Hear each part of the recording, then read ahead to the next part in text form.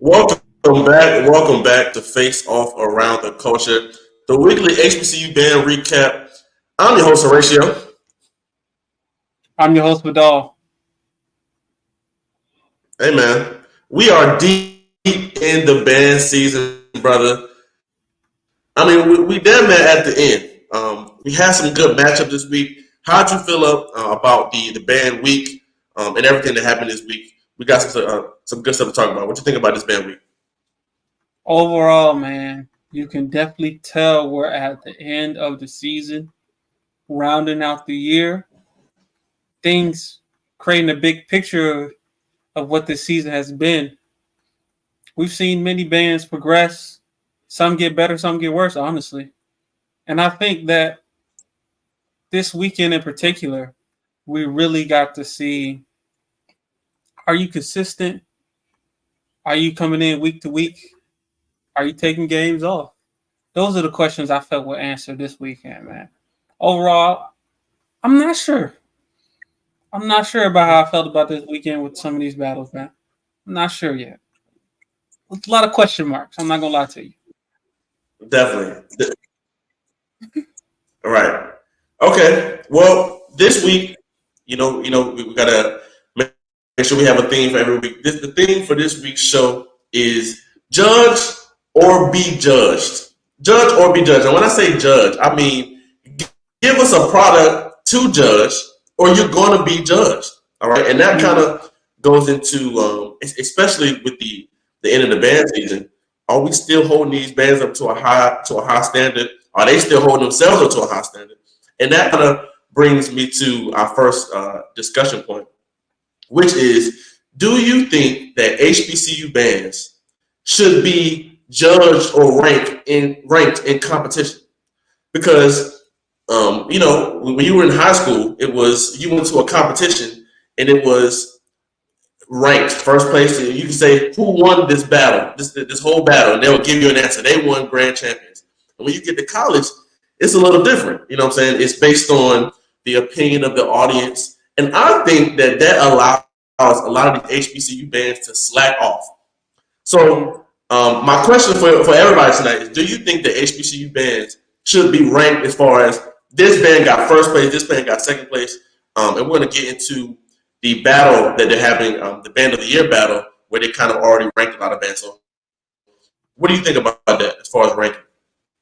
Man, I'm multi opinion about it, man. I think that there's a place for it. I think there's always a place for some judge or some type of regulation to give. It invites people to take a look and want to be invested in the culture, right? So my thinking is, how do I make it right? Get a whole bunch of different judging platforms. Right. Just a whole bunch. This I really like. I would think oversaturating like the culture with it. Like everybody has a ranking. It gets to a place where not one like ranking institution just has power and starts really driving the band culture in a way, right? Because with this ranking thing, right, I think the worst thing that could possibly happen is bands stop getting creative and they just look to win. They just look to win. And then bands start trying to get a winning formula that maybe not result in more entertaining performances, but you're winning them. Right. So I think if you got a whole bunch of different people with rankings and different perspectives and different type of tastes out there, everybody can. There's value in being better or being number one here or there, and then you can cater to what taste and appeal to the market or whatever you want to call it, your fan base that really likes what you do and what you do best.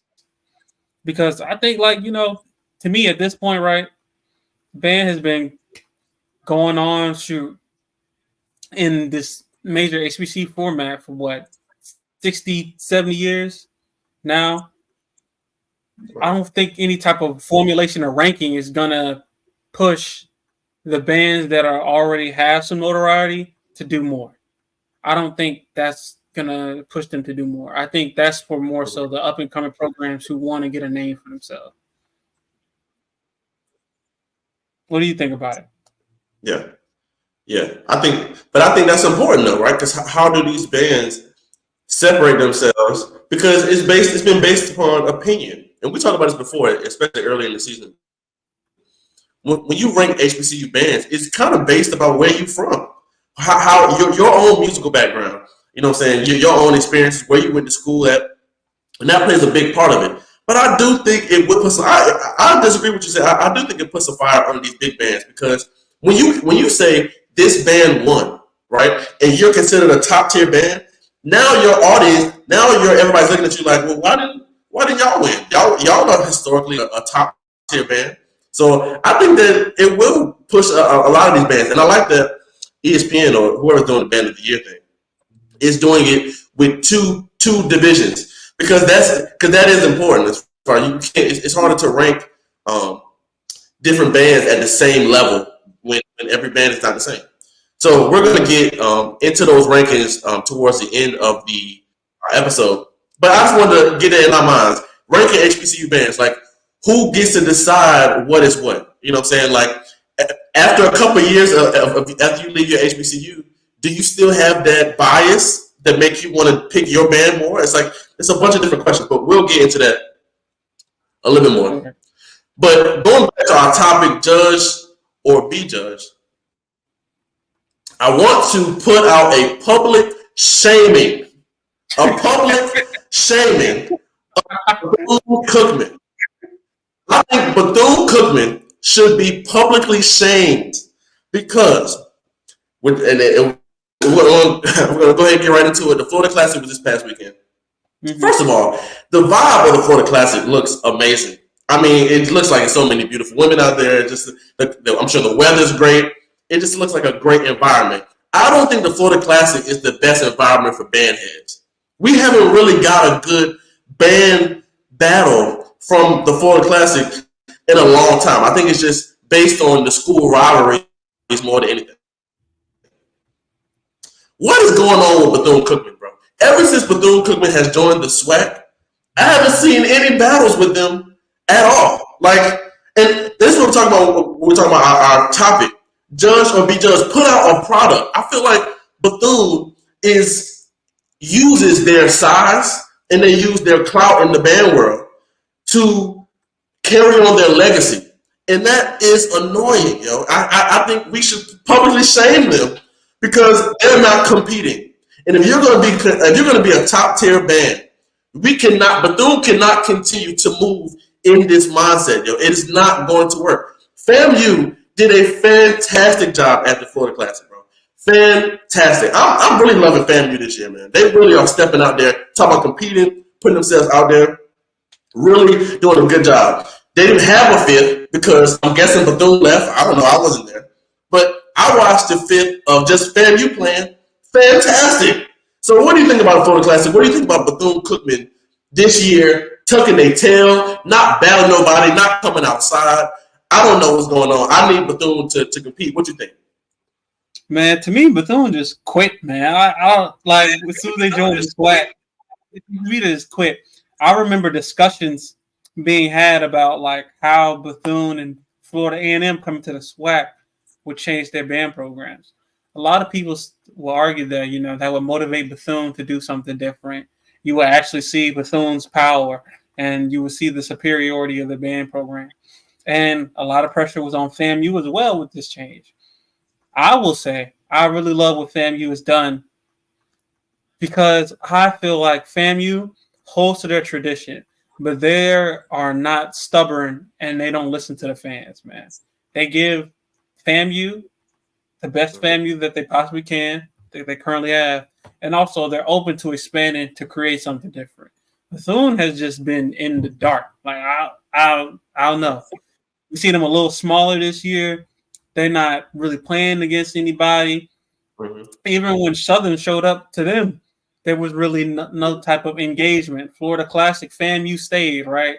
There was really no type of engagement. So you got to wonder what is the push and drive and the motive behind that program other than just, be at football games. And if that's what they want to be, just be at the football game, support the team, I'm just going to stop talking about them. To be honest, that's because they're as a fan of band, like they're not moving no needles. They're not pushing no needles. Right. Not moving the culture forward. They're not really doing anything pushing music in general because we have a lot of band programs that are giving you what Bethune is known to give you: good balance, hearing all the parts, Right. good wall of sound, consistent wall of sound. We get that from Jackson State and some that makes you groove too with some crank on it. And we get into cleanliness from FAMU. So what Bethune is delivering now, outside of, I didn't even want to watch a Bethune field show because even after looking at last season, I remember we was getting on Bethune because they did the same show at the beginning of the season, at the end of the season. I remember that. Yeah. Anyway, man, it's going wild. So all the while I remember like something was going on with the school. Last year, I hope everything's okay and well with that. But as far as like push and drive, taking initiative, moving things forward, like from the simple concept of artistry, like trying to do something, be creative, putting your art out there, because that's what music is, right? It's just not happening there, man. So, shoot, I'm not even really for shame. Right. Like, And I'm with you. Yeah. And I've seen like they this past weekend they did the field show and they put "Damn You" on the field. And I saw a lot of people talk about that, but that's for the non-band heads. Like the non-band heads are gonna look at that and be like, "Wow, they dissed them." I saw a lot on Instagram. But for the people who really know band, bro, Bethune has been lacking, yo. And I mean lacking in their own bag, their bag. They haven't been even good in their bag, which is like, if you can't even be good, okay, we haven't seen innovative stuff from Bethune in a while. Right? Cool. We kind of already accepted that a couple years ago. But the fact that they're not even doing what they're known to do well, it's like, what is going on? Like, and so it's like, again, like you said, they're not pushing the culture forward, and it makes me want to not talk about Bethune. So I just want to talk about that. Just that, in order to be considered a top tier band, you got to keep pushing and keep moving. And like you said, we're hearing stuff from bands that we would only get from Bethune, like an Alabama A&M. Let's transition into Valley, Mississippi Valley versus Alabama A&M.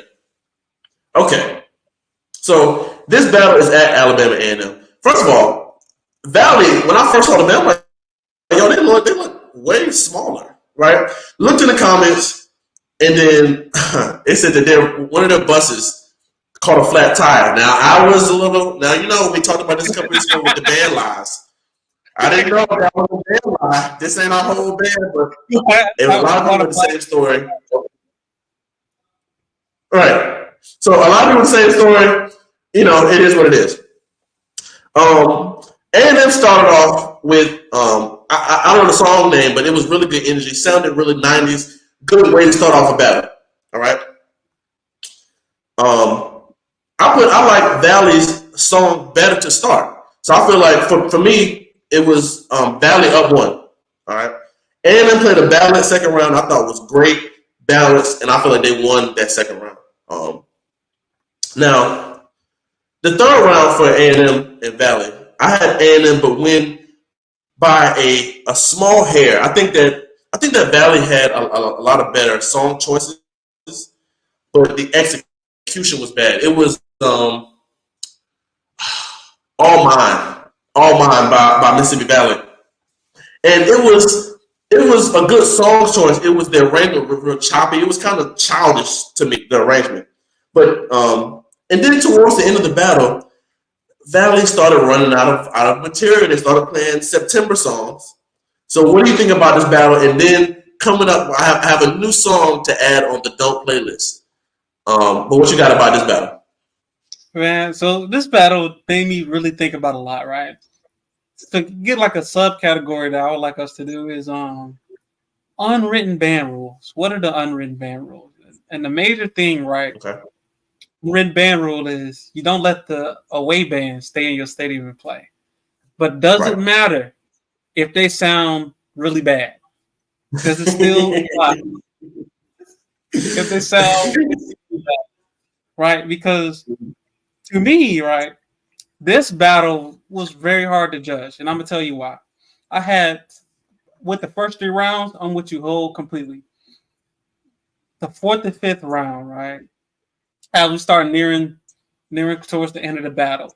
To me, the execution on both ends was not that great. I think that I had to start really pushing in my mind to almost start making excuses for him. When I start going that deep and try to figure out what the difference in execution, I think it's an issue. I'm like, yo, Valley's been playing these songs all year. They should be executed better, but they caught a flat tire, so I don't know what to do. A&M, they're not really playing new material though. But so I'm like, I don't know. People got jackets on outside. Is it cold? Like that's just when it started having my brain go all over the place. Now, overall, I think both of these bands just could have put on a better performance from what we've already seen from them earlier in this season, right? I think looking at A&M, they haven't been quite the same to me ever since the Jackson game. And I think Valley's best showing was the Alcorn game, right? I feel, and it just really made me think about how, going back to should these bands be judged or not, right? How would I rank these bands this year? I'm not sure. A&M has really given me a big question mark because it's hard for me to give them this W here.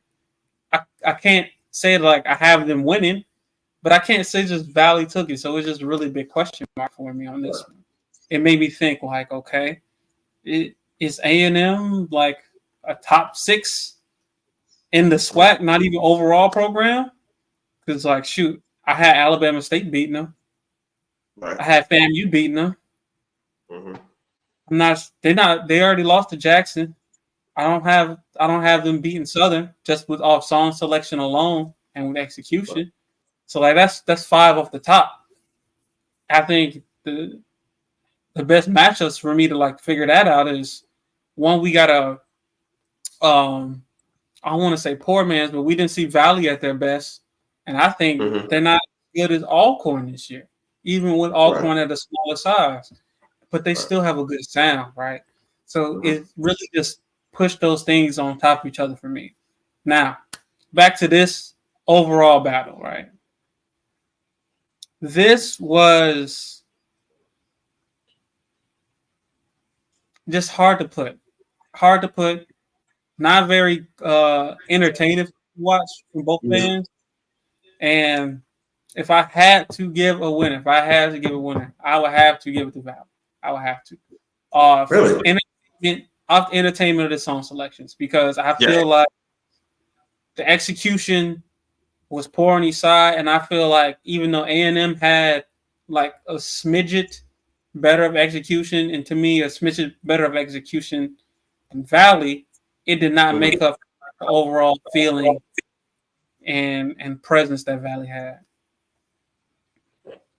I agree. I give it to A&M just because they sounded better. Valley was more entertaining, and you're right, they had better song selection. But something I want A&M to digest and not get mad when we say this, A&M has a tendency to be on the boring side. And I don't know if that is arrangements or song selection.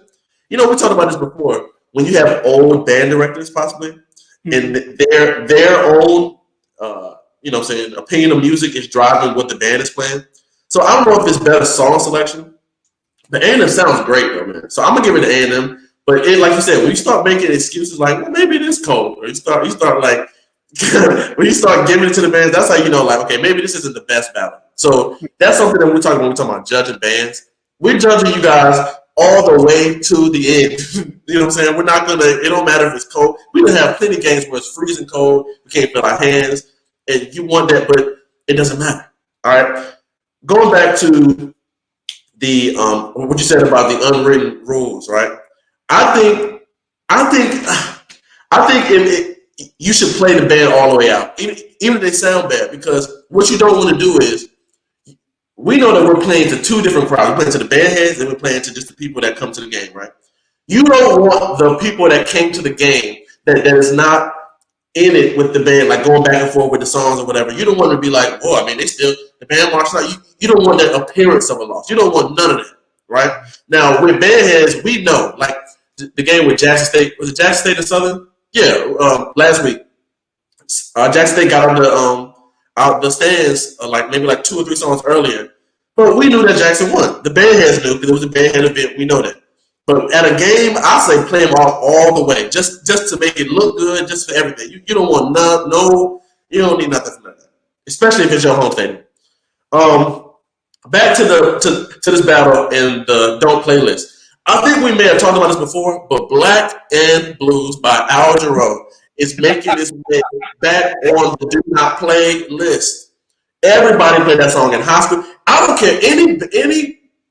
I don't think that there's not one HBCU band member or high step band member, even in high school, that has not played that song. You played if you marched in a high step band between high school and college, you played that song sometime. It's just one of those songs where everybody has a comparison. I don't think. Okay, you want to play it in a parade, you want to play it in a zero, cool. But when we're talking about innovating and moving forward, all right, Black and Blues is one of them songs that we know how it goes. We know the run is coming. You know what I'm saying? We know it. Let's let it go. Anything about that song or anything we just said before we move on? Shout out to Black and Blues, yo. Black and Blues was one of the first marching band songs I ever learned. Shout out to Al Jarreau. Shout out to Black and Blues. Shout out to all the classic songs. Shoot, we got another. We're gonna talk about this. I'm gonna spoil a little bit, but Alcorn played Getaway, right? I'm gonna put my ticket in now. Earth, Wind, and Fire. It is the greatest group for HBCU bands. Followed by Cameo, just because of net. Just because of net, right? Yes, because everybody plays net. No, you're right. Yeah, Earth, Wind, and Fire is one of the ones too. We gotta think. We need to make a separate list about that. Like, okay, we got Earth, Wind, and Fire. We got Cameo. We gotta keep adding to that list and keep adding to the do not play list too. All right. Well, look, man. Let's go ahead and move on, man. It wasn't too many battles this week.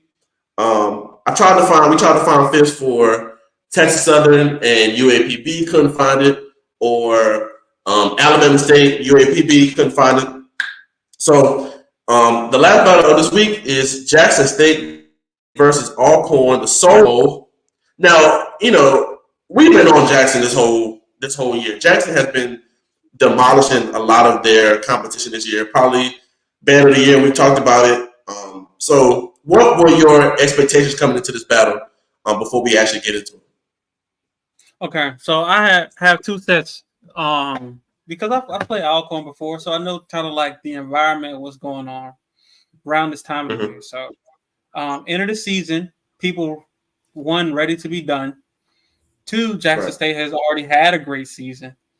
And three, there have been times where Jackson State has had great seasons and decided to take this game off because they're working this season and look at the current state of Alcorn and was like, we really don't need to do nothing, man. We come out here, a couple songs, we'll be all right. We get on the buses. We got jazz band concerts this week, symphonic band concerts, all that stuff going on. And we got Thanksgiving in a couple days. We gonna chill out. This was not that. Right? So I think Jackson State, they was like, we gonna play until the end of the season, and we gonna keep bringing something good every week.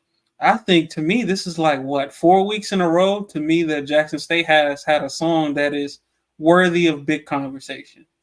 With other bands, we really have not seen that too much of, or like really out of anybody that stands out like that. Alcorn on the other side, right?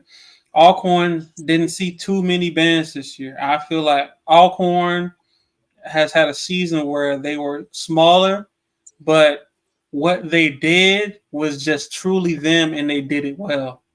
It was one of those things. They were themselves, and they did it well. And what is your band going to do to compete with that? And what are people's opinion of it? Because I think that despite all the battles that Alcorn has performed in, right, whether you have them winning or losing, they've been entertaining to some degree, right? So I think that's something worthy. Going in, you can start with the recap. So this is my ideas coming into it, like battle of how we're going to end our seasons off. Are we gonna stay consistent? Or are we gonna be like Leicester? Yeah.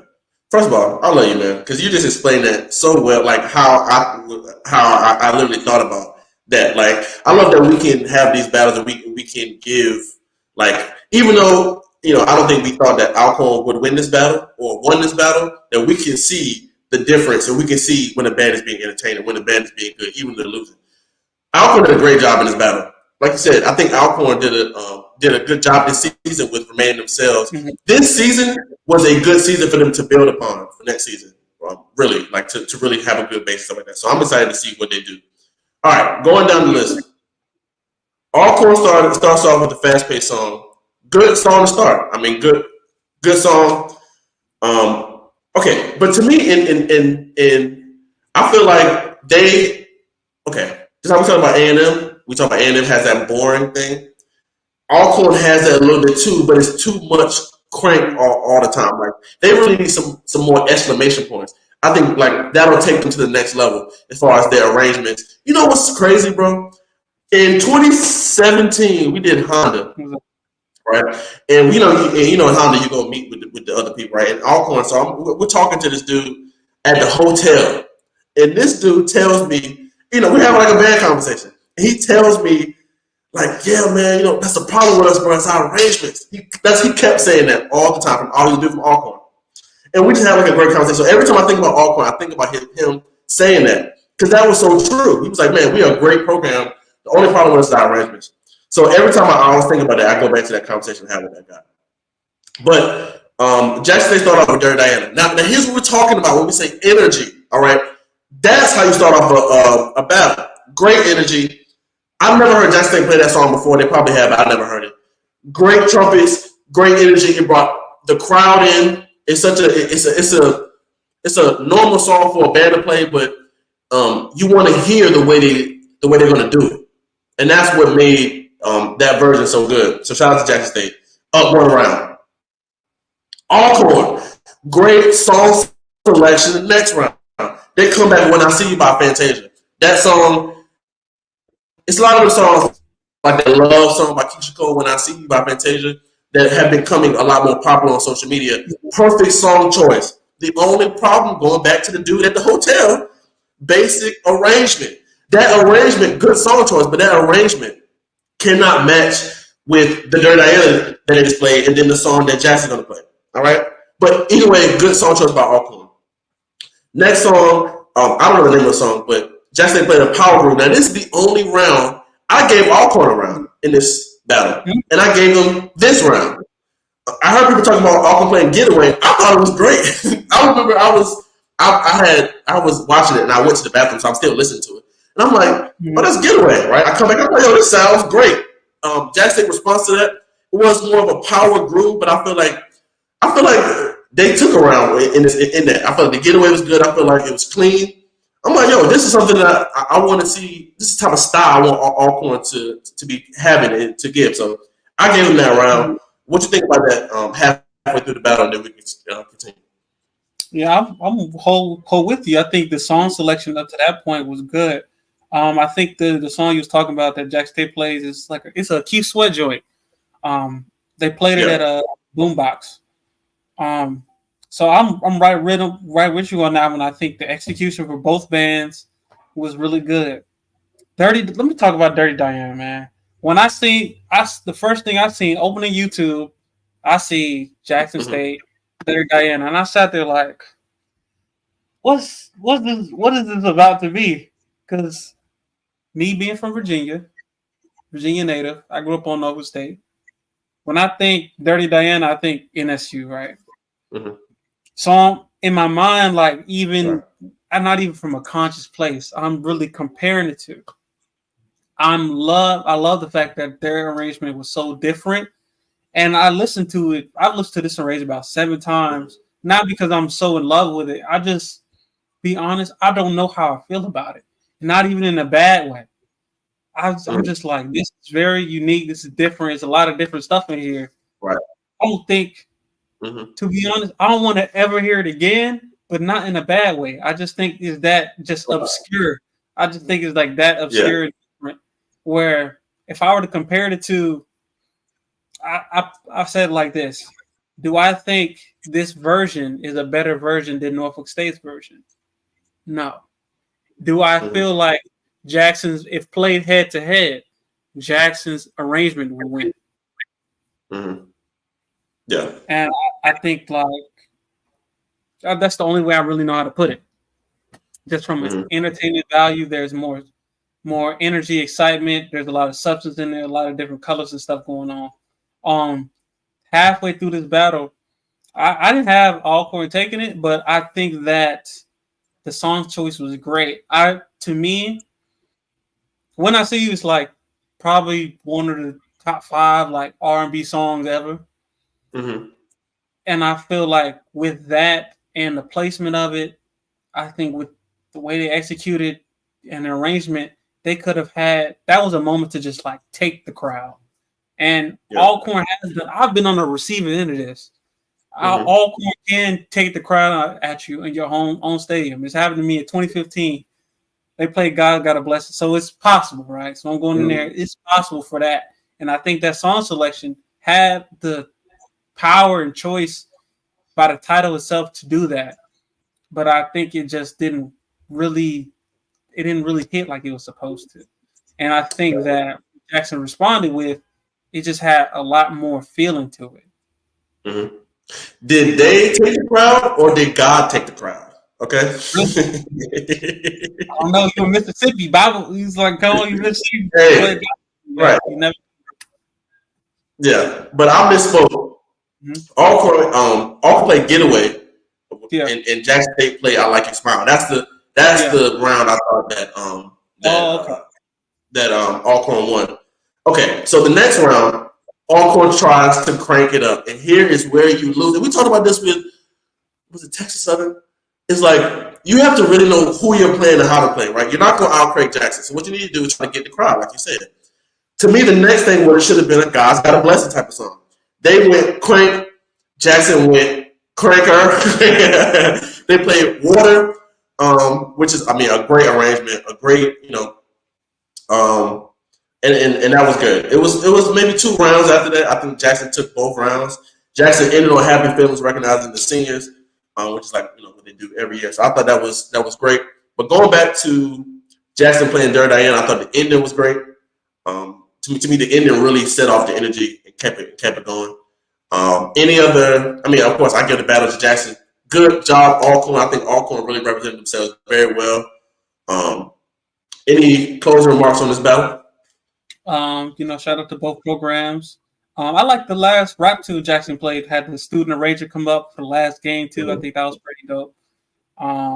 That's the first time I've seen student conduct their own arrangement at Jackson State. So right. Big shout out to him, whoever that was. I enjoyed the arrangement as well. I think the band played it great too. Definitely. All right. Alcorn. Okay. All right. Well, we can get into some predictions for next week. It's not that many games. Towards the end, it's we got the Bayou Classic, Southern versus Grambling. I'm very excited to see that, man. I'm very excited to see Grambling because Southern. If you know what's the problem, though, Southern's really going to show out in this battle, and that's going to be the problem. That's going to be the problem because Southern has got a lot of critique this year. Mm-hmm. Nathan Hamer just came out, with a book. So that's like more press that's not really band related or music related. You said what? He came out with a book? Yeah, he came out with a book called Jute, basically discussing his whole, time, I guess, the allegations about the money and stuff like that. Which is right, like it makes me like, I don't know, I want to read it. I hope, in that book, he doesn't set himself up as to like Southern wanted to get rid of Nathan Hammer. Obviously, the band under his direction was fantastic, and it was a good time. I don't think that the staff wanted to, who wants to get rid of a good thing that they have going? Right. But anyway, Southern versus Grambling this year. I'm excited to see that. Of course, I'm giving it to Southern, but I'm excited to see what Grambling does, man. Grambling, really, this is a time, Grambling. Look at me, bro. Grambling, it's a time to catch them off For real, man. Because last year we talked about the Bike Classic, and Graham did a great job. I mean, Graham has been improving over the past 3-4 years. So I'm excited to see this battle. And the next battle we have is Tuskegee versus Alabama State. Of course, I'm giving it to Alabama State. If that happens, Alabama State is going to go crazy. What you think about those two battles? Bayou Classic, Tuskegee versus Alabama State. Man, look, by Grambling, I need a hit. I don't even need you to win. I need a hit. You need one hit. Give me one hit. Give me one hit. Because Grambling has had like a great terrible season. I feel like they have had improvement of sound. Game to game, you can see details are getting better, but they just haven't really taken the cake and won anything because to me they haven't had anything that really engulfs you and takes you in. Right. This is the place, the perfect format. The cover's going to be there.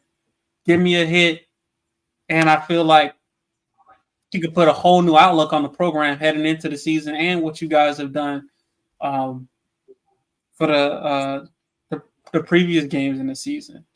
Did you still want to touch on these ESPN? Yes. Yeah. I want to go ahead and get into that because obviously the theme of the show is rankings. Should HBCU bands be ranked? And I think that this is a great thing that ESPN is doing. I wish that they would, ESPN hit up face off, bro. We need to be ones that are in conjunction with making this list because we're actually, in the trenches every single week of band culture. But let's go ahead and get into it. We're going to do Division 2 since these are the bands that we talk about, I guess, the least. In auxiliary, they have Virginia State being 1, Morehouse being 2, Winston being 3. All right. In drum major, they have Savannah State being 1, Florida Memorial being 2, Virginia State being 3. Now, before we continue, again, let's talk about how good it is that these smaller programs are being showcased on this level to be judged. You know what I'm saying? Because they are putting out good products. Percussion rankings, they have Virginia State. Virginia State is killing it in these rankings. Number 1, Winston number 2, Shaw number 3, Virginia Union number 4. Drill, they have Central State number 1, Savannah State number 2, Kentucky State number 3, and Florida Memorial number 4. In musicality, they have Florida Memorial number 1, Winston State number 2, Morehouse number 3, and Tuskegee. What is your opinion about this Division 2 list and just the band rankings that ESPN has put out?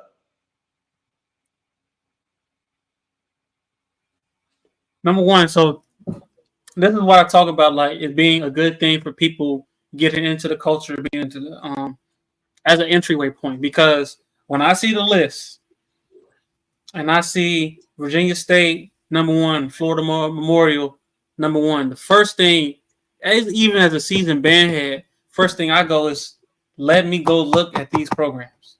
Right. And I think that in itself makes it a good thing. Just that in itself. Because what I like about the band culture, right? We have a lot of pride in our programs and what we put out there, and we have a pride in the overall culture. And I think it's set up to a point where an entity like ESPN can come in and deliver things, but it's not going to have the ability to just overtake and take over. So I just think that we just have a lot of pride in what we do, and we realize that there's a lot of intangibles and things that are difficult to judge. That makes that thing still a palatable thing, but not something that's going to dominate the culture, where you're going to have people saying like, oh, we was number 1 in ESPN, though, but like, we can't deny that 5th you got cranked on. Like, we going to hold you to that. Balance. So that's what I appreciate about it. Overall, I think it's a good thing. I do want to have more knowledge about how it's put together. I think that when anything's just new, especially with how we feel about our culture, what's the word I'm looking for? When someone has like the right to say something or reputation, with someone, not the right, but like their opinion is reputable or something like that. Yeah, I'm not sure. I think it started. But what I will say, the overall rankings for the Division Two is Savannah State number one, Virginia State number two, Florida Boy number three, Winston number four. I don't like that. I don't think Savannah State is better than Virginia State on that level. I know that they're going off of their ranks and based on their own individual categories. But like you said, I think that something that is good for the band world is not only this, but because bands, that's why we do this podcast to expose band culture and like that. And bands want validation from the band heads as well as they want from the ESPNs, these big type of networks companies. So it's good, like you said, where they can get the validation from this, and we also can say, hey, you got cranked on that fifth. Chill out. I don't really agree with the Savannah State being number one. I feel like Virginia State should have been number one, or Morehouse should be a little bit higher. But shout out to these rankings. I mean, they're not that far off. Now let's get into Division One. All right, auxiliary rankings. So it's just dancers, flags, major stuff like that. Southern number one, Norfolk State number two, Jackson State number three. First of all, great list, great listing. I don't really pay attention to the dance too much, so we'll see. Drum major rankings: Tennessee State number one, Southern number two, Jackson State number three, Prairie View number four, Florida A&M number five, Norfolk State number six. Musicality: Jackson State number one, North Carolina A&T number two, Hampton number three over Southern, and that's what it's like. Who is making these? Come on now, who's making these? Hampton over Southern. Southern has had a weird year, but come on now. Come on. We watched that battle with Hampton and A&T. Come on. Nah. Percussion rankings. Texas Southern number one, North Carolina A&T number two, Prairie View number three, and Hampton number four. And design drills, FAMU number one. I agree with that. PV number two, Jackson State number three, A&T number four. Now, overall, they gave Jackson State number one. If you did not do that, we couldn't even talk about this list. The list wouldn't be valuable because it is so clear that Jackson State is the band of the year. So great job on that. Two being Prairie View. I don't know. Three A&T. I don't know. A&T had that really good performance last week, but that's the best thing A&T's done this year. I would say the only good thing A&T's really done this year is that battle. They didn't really give it to nobody. Tennessee State took an L against Norfolk, so why are they number four? You know what I'm saying? So this is what we talk about when we talk about rankings. Who was qualified to do the rankings? But overall, I'm excited for this type of list. What do you think? Yeah, I'm more excited. I definitely have some different opinions about the rankings of the list. I'm not gonna go through all of it right now, but what really stands out to me is what they have Prairie View at number two. Yeah. I was like, I can see it. I wouldn't know. I wouldn't say I would do it, but I can see it, right? And then someone mentioned it's based off field shows, right? And even off field shows, like I can see, but I think that we have a holistic culture, man. You can't just have one without the other. You can't just be the band of the year, because I think if it was just completely based off field shows, right, I think you would undermine a lot of the work that these bands do on a week in, week out basis.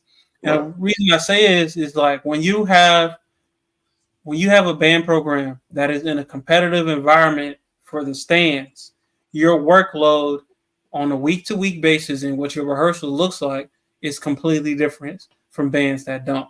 Just strictly off time. Just period, right? If you a band that's getting watched every week for the field shows and the stands, you cannot afford to slack off. Or even then, if you have bands that you're going away to and that's coming to you week in and week out, you don't get that same time slot to put in a full pack field show as another band would that doesn't have HBCU opponents that want to take the field every week. So taking to that account and the great performances that we have on the stand in the stand portion, that just kind of goes into like this age-old thing. It's like the field show is more important than the stands more so important. Yep. It's like I'm not about to I'm not about to sit here and argue with nobody Mm-hmm. about what part of marching band culture that you like and love and that you feel is more important. I know what I like though. I like the stand. I'm not gonna lie to you. I like the stand.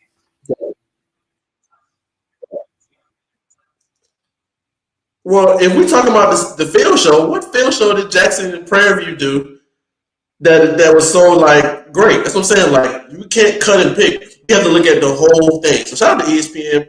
Next year we're gonna be doing the ESPN list or whatever because I think we can do a better job with the full thing. Shout out to South Carolina State for getting this list. I've been saying South Carolina State has had a great year. Y'all been sleeping on South Carolina State. They made the list. They were number 9. Um, but yeah, I mean, good list. The event is on Friday, December 12th. So that should be good to see. HBCU national champion. We'll probably be back to talk about that. But we appreciate you guys for listening, man. I mean, we had a great season. We still have a few more episodes in the tank for this season. But yes, going back to the topic, which is judge or be judged, which in totality is us talking about these programs putting something out to be judged, right? And us, what I'm saying, based on everything we talked about last week, as far as the arrangements, all these things, being able to really get a good, a judgment on these bands, a good call about where these programs are going. Like we talked about Bethune earlier, as far as we don't think that Bethune is really moving forward, pushing the culture forward, and that is making us give Bethune a public shaming. I'm bringing all this back up because I want you guys to remember when shaming Bethune. That's what today. That's what I know what the theme is, but we're really getting on Bethune today based off of their actions not moving and not innovating. So we are here to really call that out. So we appreciate you guys again. We will be back next week. Make sure you follow It's a Face Off on all social platforms. You can follow me on all social media at Horatio Radio. Follow the Crank Up HBCU Band Podcast page on YouTube where we do the lives. And we do, reviews of the battles. Like I said, we'll be back next week. Manny, anything? Man, shout out to everybody. Thank you for a great episode, my brother. I will Yes, say sir. to the fans, let us know what you want from like a little season anything. Do you want some superlatives? Do you want our rankings for the year, stand rankings of the year? Reach out to Face Off, go on the social media platforms. Let us know what type of things you want to cap the year off and really put an exclamation point on this season we had. These bands had a great season. We've been having a great season with y'all. So let's do a little send off. Definitely, definitely. All right, guys, we appreciate you. We'll be back right here next week. Definitely. Y'all have a good week.